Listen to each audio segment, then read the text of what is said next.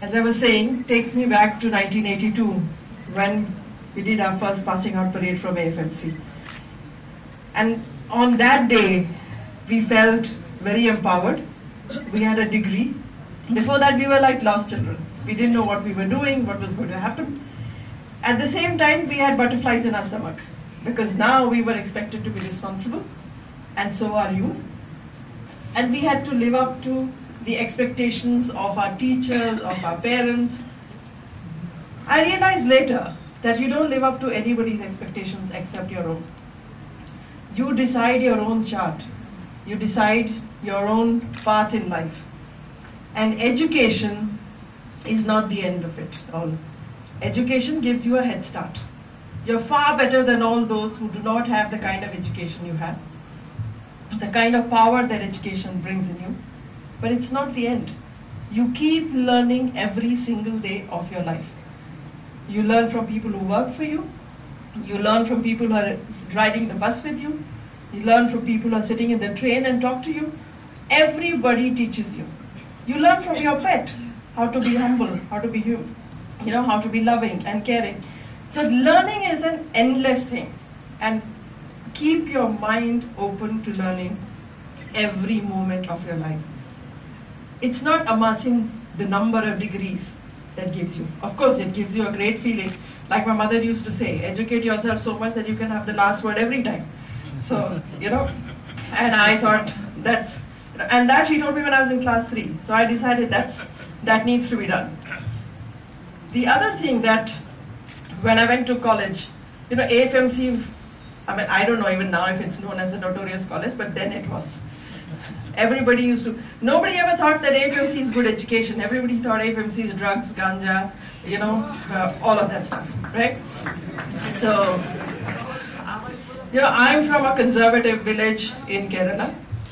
And when I got into AFMC, my father didn't want me to tell anything. He knows the reputation. So he called me and he said, I'm not telling you, don't do anything. Do what you want. But remember, the consequences are yours. And here I was, free to do everything that I wanted. But then, there was this discipline. That was the seed of self-discipline and self-restraint, which it didn't stop at doing ganja, charas and going out with boys in college. It stayed with me all my life. At the same time, when you know that you can do anything, you have no fear. You completely become fearless. So the good thing that happened to me was I was in the Navy. So like those days, there was no placement. But Navy was a good placement. Now you guys all are placed, right? So there, if you were an MBBS doctor from somewhere else, you had to look for a job. But if you're from AFMC, you had a guaranteed placement in the Navy. So from a timid, shy person in a village who was scared to open her mouth in front of anybody, always afraid what will other people think, that you will not stand up to whatever somebody else is saying, I became a fearless person, because that's what Navy teaches you. Navy teaches you immense amount of discipline. It teaches you freedom. It teaches you courage. And these armed forces of the country allows you to travel the length and breadth of this country at minimal cost. I don't know how many of you know the amount I have utilized these services of the Navy. I'm glad I left because they would have thrown me out otherwise.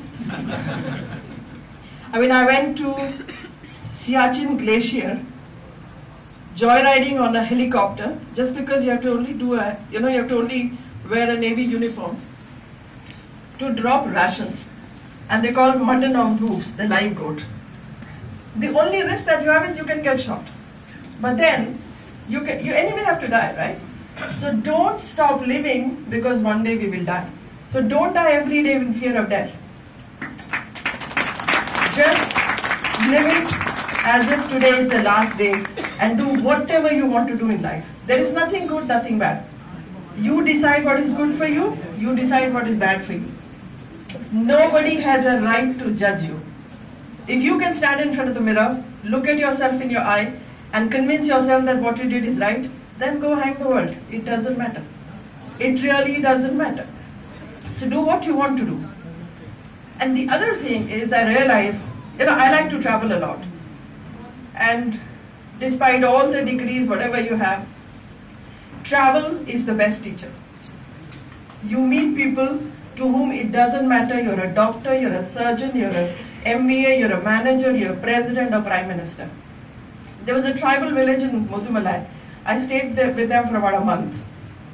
And I used to have this thing, there used to be these foldable globes that used to come. So whenever I used to backpack in all these tribal areas, I thought it was my thing to teach them.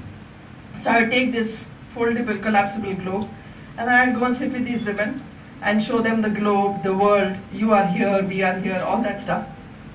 And there was this wise old lady, and they were in a valley. So it's a valley surrounded by hills on all sides, and none of these people have ever stepped out of the village. There's one hut for men, one hut for women, and one for the newlyweds. And since there was no newlywed at that time, I stayed in that hut. So I would, in the morning, I'd start on my teaching thing. And they said, how does it matter? For us, this is the globe. We are here, we are quite happy. And it was so simple. I was trekking around Kishtwar. I don't know how many of you know. Kishtwar is half in POK. Okay. And I love Srinagar, Kashmir as such. So I would go every year. And I decided, why stay in a guest house or something like this? Let me trek with the Gujars. So there was this Gujar tribe. They don't know our language, we don't know them. So I had about 20-25 days of leave left, so I decided to travel with them. I have no idea whether I traveled to Pakistan or back, because I was just traveling with them. But 21 days going with people who cannot speak to you, all you did was sign language, body language, holding hands, comforting, feeling good. That was all the communication. But it teaches you that there are people who live happily in all these situations. So why do we start counting money, start counting, comparing ourselves? So the one thing that we have to stop doing is comparing ourselves with somebody else. You are your own benchmark, your own yardstick. You decide what are the limits you want to take, and just go ahead and do it. Just absolutely nothing that stops you. Of course, you have very embarrassing moments as well when you do all this. Okay, I have to tell you this. So I've been a neurosurgeon some 20 years of my life. Okay, and as usual, anything I do it with great passion. Anybody who sees me in that role thinks that I can do nothing else, only that. So neurosurgery was just like that. So one day, one New Year's, how many of you know River Periyar? I hope the Menon guy knows. You better know. So there is the last tributary of Periyar called Paneri, and it has a beautiful island and a small lagoon nearby. And it's next to a big estate. The owner of the estate was a friend of mine. So one New Year with two of my friends, we decided we'll go there. Now Kerala is known for a lot of things, but it's also known for the best toddy that it serves. The best toddy in India is from Kerala, unless it is Ranchi also. So there I was, having toddy in this little toddy shop, sitting with my friend, and there was those benches. I don't know how many of you know these wayside benches and toddy shops. And there is this one man in the corner. He's continuously looking at me. At about 2 o'clock in the afternoon, he decides to go back. And he comes to me and says, "You are Dr. Uma, right?" I was like, in this middle of nowhere, in a toddy shop, this guy comes and says, "You are Dr. Uma from Sri Chitra." I said, "Yes." He said, "You operated on my brother."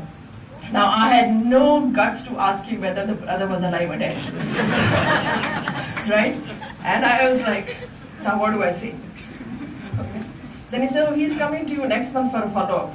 I was like, thank God. Otherwise, he'll say, but then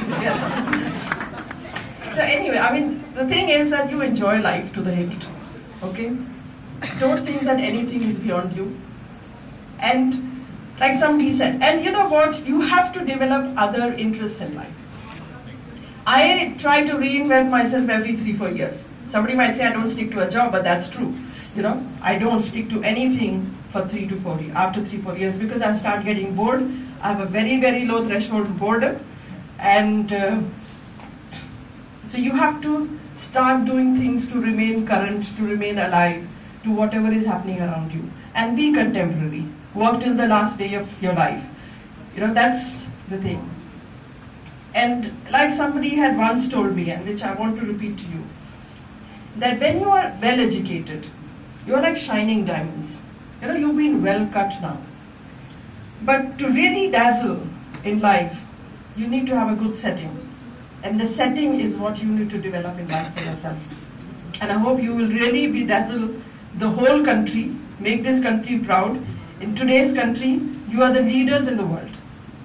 We have an India where no longer in 94 I went to the States, they said, how can you be a neurosurgeon? India is the land of satis. Today, you can proudly say you're Indian and you get recognized. And I want you to be the torchbearers of that India and really make everybody proud. Congratulations to you once again.